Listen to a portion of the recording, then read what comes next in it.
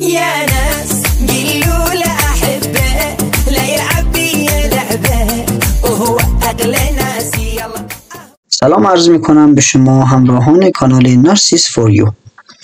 توی این ویدیو 2 درس از عربی پایه 9 رو خدمتتون ارائه میدیم.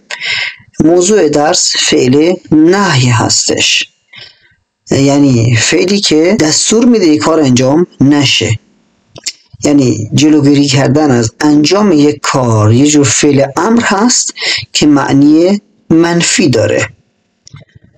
فعل نهی رو باید از مضارع بسازیم، چون فعل مضارع در حال انجام هست، میشه جلوشو گرفت.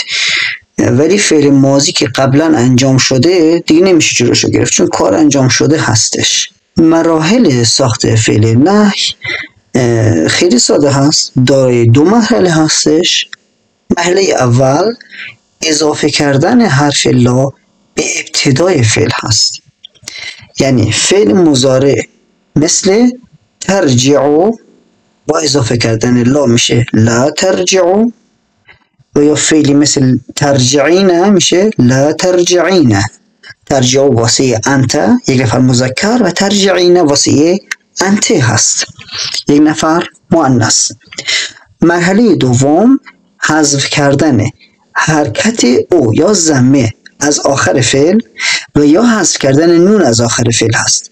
یکی از 2 حرکت هم باید باشه آخر فعل، که همیشه آخر فعل مضارع یکی از 2 حرکت قرار میگیره.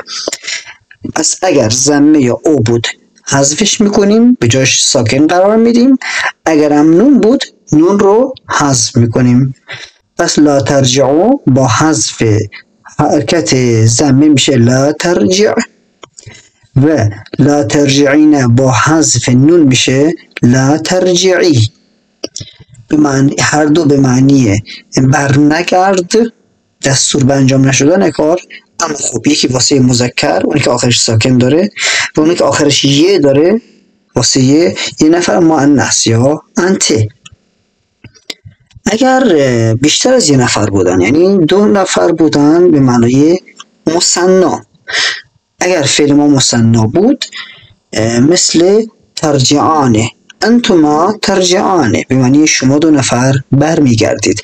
خب بازم میبینید آخرش نون هست، نون رو حذف میکنیم، یعنی لا اضافه میشه نون حذف میشه لا ترجعا، به معنی برنگردید. و این لا ترجعا بین مذکر و مؤنث مشترک هست.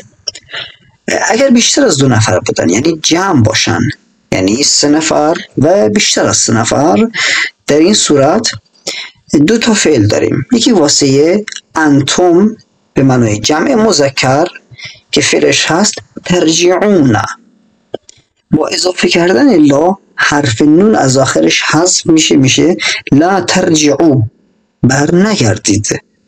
الفی که هم آخر قرار میدن، این الف ناخوانا هست و تاثیر در فعل نداره. اگر واسه جمع مؤنث باشه، یعنی انتن، یا مثلا یه جمع مؤنثی رو صدا میزنه ایتها النساء، یا میگه یا طالبات، جمع مؤنثی رو که صدا میزنه، فعلش به این شکل هست ترجعن، مثل انتن ترجعن.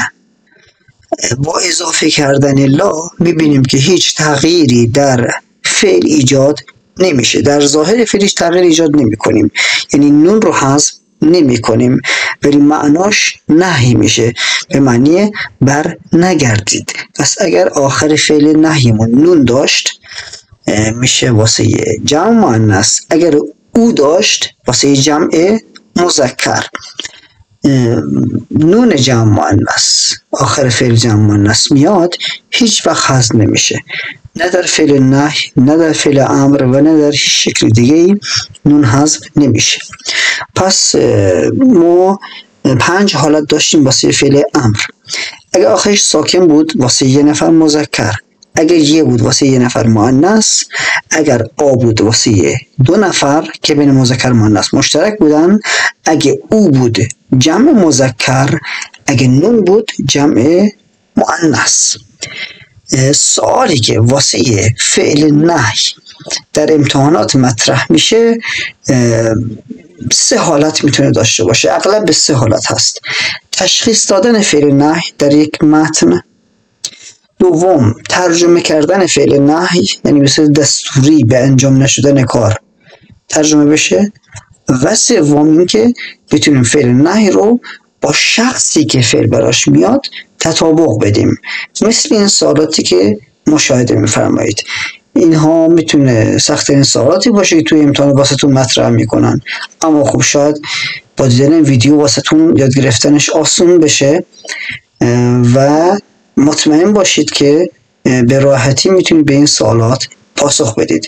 اگر هم سوالی داشتید در کامنت ها مطرح بفرمایید، در خدمتتون هستم. با آرزوی موفقیت برای شما همه عزیزان. خدا نگهدار.